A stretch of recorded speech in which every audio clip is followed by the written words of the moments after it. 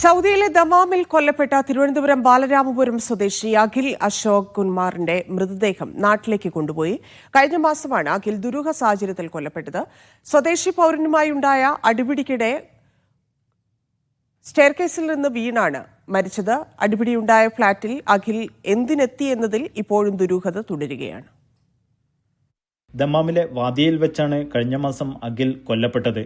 തിരുവനന്തപുരം അത്തിയന്നൂർ ബാലരാമപുരം സ്വദേശിയാണ് അഖിൽ അശോകകുമാർ. വാദിയയിലെ ഒരു ഫ്ളാറ്റിൽ കോണിപ്പടികൾക്ക് താഴെ മരിച്ച നിലയിൽ കണ്ടെത്തുകയായിരുന്നു. കേസിൽ പ്രതിയായ സ്വദേശി പൗരനെ സംഭവ ദിവസം തന്നെ അറസ്റ്റ് ചെയ്തിരുന്നു.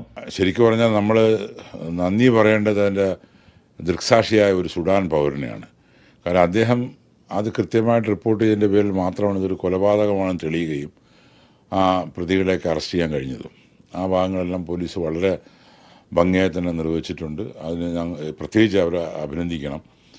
കൂടാതെ ഇതിൻ്റെ മറ്റ് നടപടിക്രമങ്ങളൊക്കെ പൂർത്തിയാക്കാൻ വേണ്ടി ഫാമിലി എന്നെ ഏൽപ്പിക്കുകയും കൃത്യമായ ചുമതല നിർവഹിച്ചുകൊണ്ട് നാളെ രാവിലെ എയർപോർട്ടിൽ ബോഡി എത്തും. മൃതദേഹം നാട്ടിലേക്ക് കൊണ്ടുപോകുന്നതിനുള്ള മുഴുവൻ ചിലവുകളും സ്പോൺസർ ഏറ്റെടുത്തതും നടപടികൾ വേഗത്തിൽ പൂർത്തിയാക്കാൻ സഹായകമായി. ഇതിൻ്റെ സകല ചിലവുകളും സ്പോൺസറാണ് വഹിച്ചിട്ടുള്ളത്. സാധാരണ ഇത്തരം സന്ദർഭങ്ങളിലൊക്കെ പലപ്പോഴും പല സൗദിയോട് ഒഴിഞ്ഞു മാറാറുണ്ട്. നല്ല മനുഷ്യൻ അദ്ദേഹം അതിൻ്റെ മുഴുവൻ ചിലവും വഹിച്ചുകൊണ്ട് ആ ഫാമിലിയെ വിളിച്ച് നേരിട്ട് ആശ്വസിപ്പിക്കുകയൊക്കെ ചെയ്തിട്ടുണ്ട്.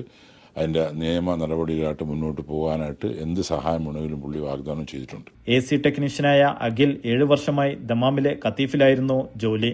സൗദിയിലുണ്ടായിരുന്ന ഭാര്യയും മാതാപിതാക്കളും മരണത്തിന് 2 ആഴ്ച മുമ്പാണ് നാട്ടിലേക്ക് മടങ്ങിയത്. നൌഷാദ് റിക്കോർ, മീഡിയ 1, ദമാം.